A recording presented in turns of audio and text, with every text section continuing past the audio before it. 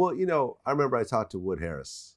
Wood about Harris. this. Yeah, who worked with Idris on The Wire. Yeah, absolutely. And he just explained to me how over there, theater is more ingrained into the culture. They deserve the roles because No, I mean they're obviously great actors. Better, not just great. They're often better because my theory on it is that they grow up with Shakespeare from day one. Right. So they grow up with a poetry in their life that we don't. So these guys come in doing theater from like elementary school. That's probably what. Yeah, you see what I'm I've saying? never done theater, and that's probably what I need to do. And that's probably where they get us at. If you got more practice in something, and more, you're gonna be better at it. I never thought, and I never had the desire, but now I'm to do theater. I don't know. Why not? Because it's live, I guess. Scarier, yeah. I think it's a little bit, because on set you There's just no gotta cut. worry about this, this here, and I really don't see that. Yeah. But on there, you got the people out there. I think it'll be a challenge. I'm gonna do that. Well, and then you booked my favorite show on television, Snowfall. Oh, man, bro. With Jonn Singleton.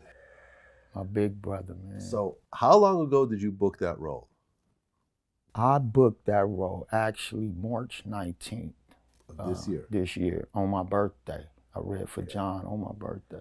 And, I've said this to Freeway Ricky Ross, and I'm like, I know this is going to piss you off because he has his own issues with Snowfall and Jonn Singleton, because the story is, I guess, loosely based on Freeway Ricky. But I told Freeway straight up, I'm like, this is my favorite show on television right now. Like, powerful, wonderful. My favorite show on television is Snowfall. I know this is going to annoy you when I say this. I know this. I know this. Boo! Have you watched it at all? Never. Never. What? I'm not really into fairy tales. Okay. First of all. Because the story, as someone who's watched it, who's watched every episode, it is clearly the Ricky Ross story. Based on the, I'm not saying exactly. You're right. And you're right. You're probably right. But it's all the way to there's a whole Nicaraguan Contra with a DEA agent, like the whole, based on all the conversations you and I have had together, this is so they the probably Freeway watched Ricky your Ross. interviews too. They probably did.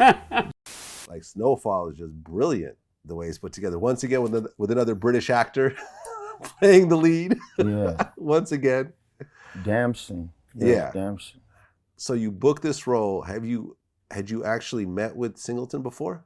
Well, I met Singleton a couple of times in my career early on. Just going through the same, going for auditions. He came down. Actually, I met him the first time on the set of The Wood. Okay. And I was filming the scene where I was at the school and I was about to beat the dude up for touching on my sister. And John was up there and he introduced himself to me and I was just shocked and all. And he was like, man, you're a great actor. Because he was watching us perform. And that was the first time I met him. We never had a chance to do nothing or work at that moment in time because I went to prison after that. Right. I mean, Singleton is Boys in the Hood, Poetic Justice, Baby Boy, Higher Learning, Shaft. Rosewood, Fast and Furious 2. It's just. Yeah. So I interviewed Isaiah John. Okay, yeah, I know. Who's on Snowfall. Absolutely, played Leon. Right, exactly. Yeah. One of the main characters. And we talked about Snowfall, the similarities with Boys in the Hood, and he kind of explained to me, which makes a lot of sense, that, and when I watched the first episode of Snowfall, I got that Boys in the Hood feel from it, like with the way the cameras were panning and the look and feel of it. Yeah. Like I felt like this was a continuation of Boys in the Hood in a way. Right. Well, actually, this would be, if anything, this would be like a pre-Boys in the Hood because this is before crack. This is before people had bars on their windows and before the neighborhoods were really bad. So if anything, Boys in the Hood would have been, after Snowfall. When it comes to time-wise, time era. So. Snowfall was almost like a prequel to Boys in the Hood. See what I'm saying? Mm-hmm. Like it was set right before Boys in the Hood. the Boys in the Hood happened. Era, yeah. You know, because that's You when could crack, see it, yeah. That's when crack was first hitting LA and everything else like that. And it was just the show was so well done, and you could just feel Singleton's, fingerprints all over it, with the way the shots look and the way it feels, because, I mean, think about the number of movie stars that Singleton made just from Boys in the Hood alone. Man, Ice Cube's first role. Cuba Gooding went on to win an Oscar. Nia Long. Morris Chestnut. Morris Chestnut went on to be a movie star.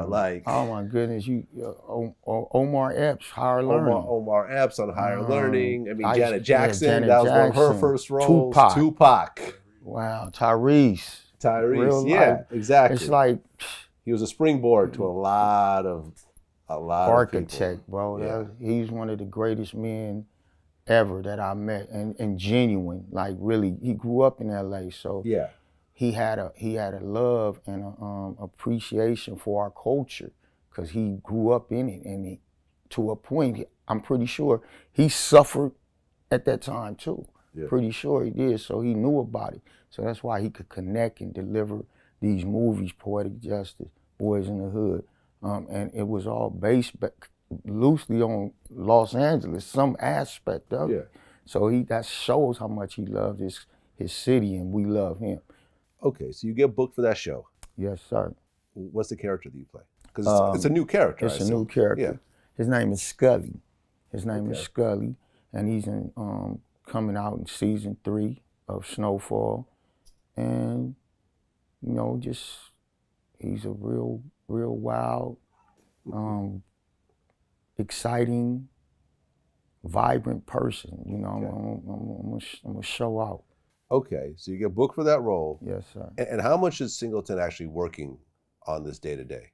He's working every day. So every day he's on set. Yeah, he's there every day. Yes, sir. Because it's executive produced by him, but there's an actual director. And, you have guest directors that come in. However, he's the brains. Got it. Executive producer. It's his ideas. So. Okay, so you book it in March, and now you're working with Singleton. Absolutely. Every day. Yes, sir. Do you guys do the whole season, complete it? Oh no, we doing my role is a reoccurring role. So right now I was able to work with him on the season 3 first episode. That's what we shot. How we got more episodes to go. So here you are, you're working with one of your heroes once again, and you're working on an incredible TV project. Absolutely. Which is really up your alley anyways. I'm being so an excited. An LA guy, and then you hear about the stroke. Yeah. Was there anything about Jonn Singleton leading up to this? Did he seem healthy and everything? He seemed healthy, he seemed happy, excited, man, normal. Everything was fine. But then you get the news about, well, first he had a heart attack. Yes, I heard he had I get the news that he was in the hospital and he had a stroke. That's what I heard. And so I was devastated. However, I was hopeful at the same time because I'm like, okay, I know people that have had strokes and they've come out of it. Yeah. So my thoughts were just, sending positive prayers and energy and hoping for John's recovery. And then I remember Taraji P. Henson and Tyrese, they take a picture in the hospital with Jonn. He's kind of smiling. Mm-hmm. Doesn't quite seem fully there, but at least he's conscious. Yes, it appears. So you're okay. He's going to pull out of it. Yeah. And then you hear he goes into a coma again. Yeah. And then you hear that the family actually takes him off life support. Mm-hmm. And it just happens so fast. Yeah, too fast. When you got that, I'm still not fully at grips with, this understanding this. You know what I mean? It's too because I just was with my brother. He was talking to me and looking. We eating, we having lunch. He in my trailer. Reminiscing and talking about this character that he's created that he knew growing up, Scully, you know what I mean? just to be working with somebody as prolific and wonderful as Jonn Singleton, and to be doing it, man, it's a blessing and a dream come true, and it hurts, man. It's something that, you know, I hate to happen, man. I mean, 51 years old, man. That is not very old at all. I'm That's 43, a young man. So Yeah, that's 8 years. yeah, that's not. Yeah, it's an actual tragedy, and I'm sure that he My had. condolences go out to his family, his children. I mean, I was looking forward to another Tupac movie that he actually directed. That's what I've, you know. I always felt the one that came out was, it was cool, but it wasn't what it potentially could do. And I always was hoping that maybe he would come back, circle back around. I'm pretty and do sure another he one. was too. Yeah. Absolutely. Yeah, it's just unfortunate. Sad. Rest in peace. Rest in peace. Jonn Singleton, man. Great. One of the giants. Love you, sir. Thank you, sir. In movies. To your family, thank you. Love y'all.